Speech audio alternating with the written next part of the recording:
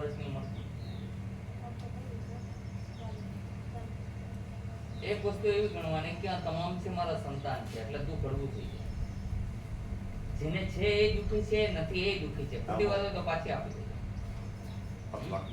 જેને છે એ પણ દુઃખી છે. મેં જોયેલા છે એટલે કહું છું. સત્ય વાત. એક માં હતી, એ મને મળી.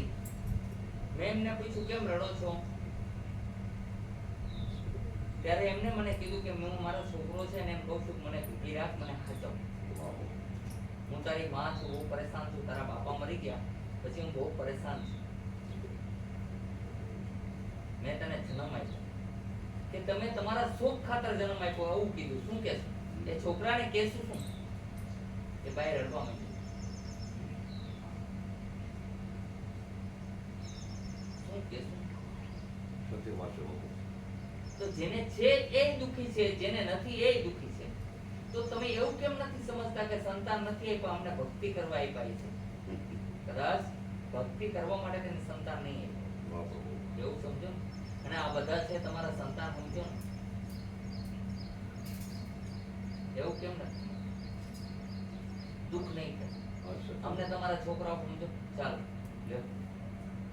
અમને એવું મોટપ કાંઈ નથી કે અમે બહુ મોટા સાધુ છે ને એવું કાંઈ નથી. અમે સામાન્ય છે, અમે તમારા છોકરાઓ છીએ. હવે પૂછી બોલો. આ કેવું સમજો કે અમે તમારા છોકરાઓ છીએ.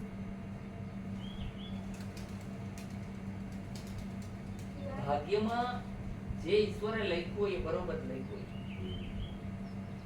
મેં આજ લગન અહીંયા દર્દી આવતા ને કોઈ દર્દી નથી સમજ્યા. મેં એમ સમજ્યું કે ભગવાન બધાય આવે છે અને કોઈને કોઈ સ્વરૂપે આવે છે મારી પાસે સેવા કરવા આવે. હું આવું સમજીને કરું છું બધાને. આ સત્ય. મેં એવું ક્યારેય સમજ્યું નથી કે હું કંઈક છું.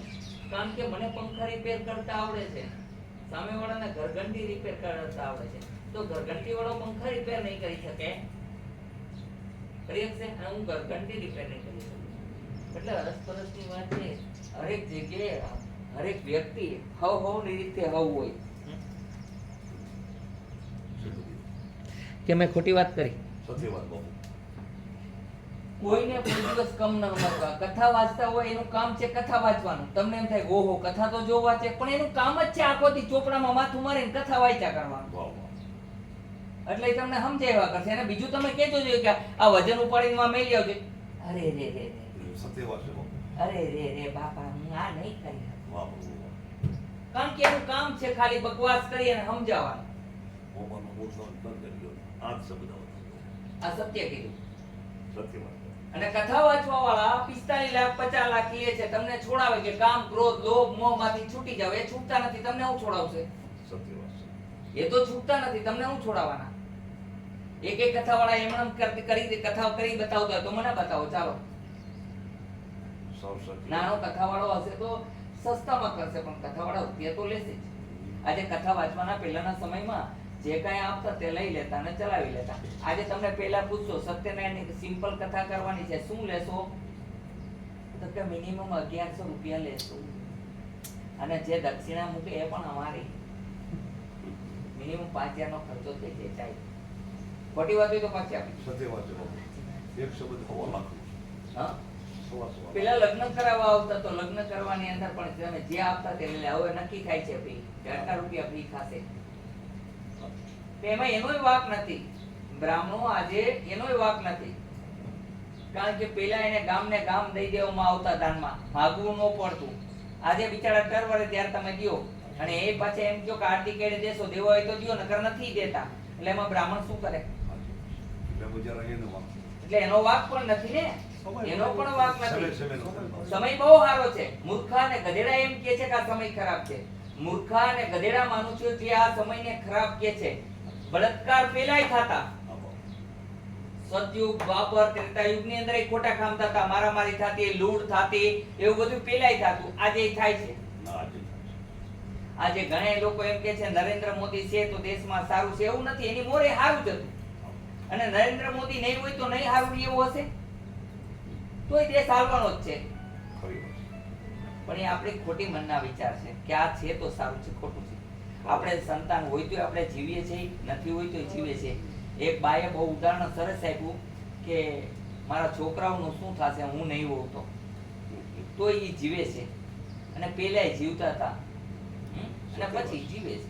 હોય તોય જીવે, ન હોય તોય જીવે. જીવે. એ આપણા બધા મનના ખોટા વિચાર છે દીકરી, આપણા મનના ખોટા વિચાર છે. બાપુની વાત એટલો સરસ પકડ્યા. બીજા નંબરના હું અત્યારે એ જ શીખવાડું છું ખાલી કે અત્યારનો સમય એટલા માટે હારો કહું છું કે આગળનો સમય જેની જોયું હોય એને પાણપુરોના કપડાં પહેરવા પડતા, એવા કપડાં મળતા કે એમાં ઇસ્ત્રી ન થાય, કાંઈ ન થાય, ગમે એટલી વાર ધોવો તો હરખા ધોવો તો ઉજળા ન દેખાય, એવા કપડાં પહેરવા પડતા ને ધોવા માટે સાબુ નહોતા, માટીથી કપડાં ધોવા પડતા, માટીથી માથા ધોવા પડતા. આ કોકને પૂછો તો ખબર પડે. રાજા મહારાજા હારા કપડાં પહેરતા, એના સેનાપતિઓ હોય એને હારા ઠીક ઠીક કપડાં પહેરવા મળે, બાકીને કોઈને સારા કપડાં, બ્રાહ્મણને એને કોઈને સારા કપડાં મળતા, બાકી કોઈને મળતા નહોતા. આજે તમે હરેક વ્યક્તિ રાજા જેવું જીવન જીવો છો, જે ખોટી વાત છે. આજે મોબાઈલ દ્વારા અમેરિકા જોઈ શકો, ખોટી વાત છે બેન? અહીંયા પ્લેનમાં જઈ શકો, ન જઈ શકો? ઈશ્વર પેલા પ્લેનમાં બેઠા હતા, આજે ઘરના પ્લેન વસાવી લીધા છે માણસોએ ઘણાએ. આજ તમને કોઈ કહેવા વાળું નથી, છતાંય સમય ખરાબ. આજે પાણીપુરી ખાવી, ભેળપુરી ખાવું, ચાઇનીઝ ખાવું, પંજાબી ખાવું, જી ખાવું ઈ મળે છે. જેવા સૂટ પહેરવા હોય પહેરો. ત્યારે રાજા જ સારા કપડાં પહેરી શકતા હતા. ત્યારે તમને સારા કપડાં